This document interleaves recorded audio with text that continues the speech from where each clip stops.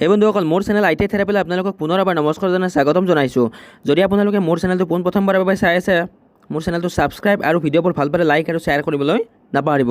ঠিক আছে, তো আজি আমি আৰম্ভ কৰোঁ। ৱৰ্কশ্বপ কেলকুলেশ্যন আৰু ছায়েন্সৰ পৰা আহিব পৰা কেইটামান সম্ভাৱ্য question. Question number 1, conduction is a process of heat transfer. Heat ট্ৰেন্সফাৰৰ আমাৰ কেইটা প্ৰচেছ আছে? তিনিটা মিডিয়াম আছে। ঠিক আছে, কণ্ডাকশ্যন, কনভেকশ্যন আৰু কি ৰেডিয়েশ্যন। এই তিনিটা আপোনালোকে ভালদৰে চাই ল'ব। কণ্ডাকশ্যন, কনভেকশ্যন, ৰেডিয়েশ্যন, ইয়াৰ পৰা যিকোনো কুৱেশ্যন এটা আহিব পাৰে। ঠিক আছে, তো আমাৰ অপশ্যন নম্বৰ 1 আছে, এ আছে, from one particle of the body to another without the actual motion of the particles. Option B, from one particle of the body to another by the actual motion of the heated particle. Option C, from a hot body to a cold body in a straight line without affecting the intervening medium. আৰু option D, none of the above. ইয়াৰে শুদ্ধ উত্তৰটো হৈছে option number A, from one particle of the body to another without the actual motion of the particle. ঠিক আছে, যেনেকৈ ধৰক পানী গৰমটো কি, পানী গৰম কৰাটো আমাৰ কি কনভেকশ্যন, আৰু আমাৰ কণ্ডাকশ্যন কি কৰিব, আমি যেনেকৈ কমাৰে লোহা গৰম কৰে, সেইটো হৈছে আপোনাৰ কণ্ডাকশ্যন। তাৰপিছত আহিছোঁ আমি question number 2, a worker received in hand salary rupees 950 if deduction amount to 24%, what is the total salary. তো কি কৈছে 100%। 100% মানে কিমান হ'ব? 950 প্লাছ 24%, মানে যিহেতু ইনহেণ্ড চেলাৰী 950 প্লাছ 24% কাটা বুলি কৈছে, তো আমাৰ 950টো আমাৰ কিমান হ'ব? Total salary 76%। সেইবাবে আমাৰ 1%টো কিমান হ'ব?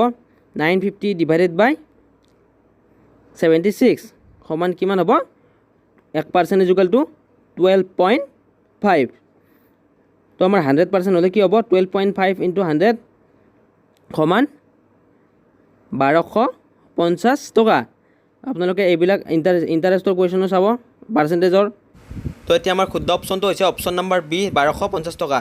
তাৰপিছত হৈছে question number 3, if RPM of the driving gear is 50, RPM of driven gear is 25, what is the transmission ratio'.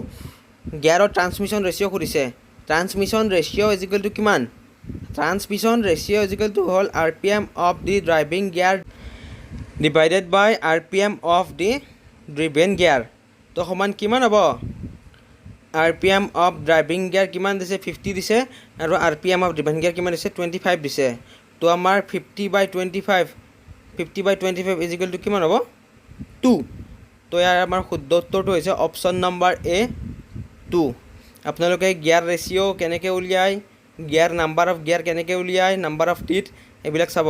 তাৰপিছত হৈছে question number 4, 1 micron is equal to কিমান?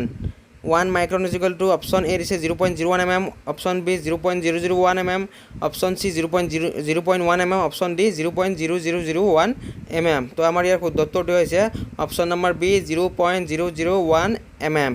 তাৰপিছত আহিছোঁ question number 5, pyrometer is use to measure. পাইৰমিটাৰে আমি কি measure কৰোঁ?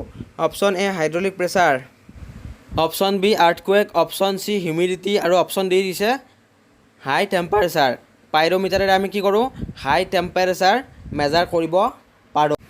তো আপোনালোকে এইবিলাক যিবিলাক আমি মেজাৰিং কৰোঁ, সেইবিলাক ইনষ্ট্ৰুমেণ্টৰ কথাও আপোনালোকে মনত ৰাখিব, যেনেকৈ প্ৰেছাৰ জুখিবৰ কাৰণে আমি কি ইউজ কৰোঁ। ঠিক আছে, তো ভিডিঅ'টো যদি কোনোবা নতুনকৈ চাই আছে, ভিডিঅ'টো লাইক, শ্বেয়াৰ আৰু কমেণ্ট কৰিবলৈ নাপাহৰিব। আজিলৈ এৰিছোঁ, বাই বাই, থেংক ইউ।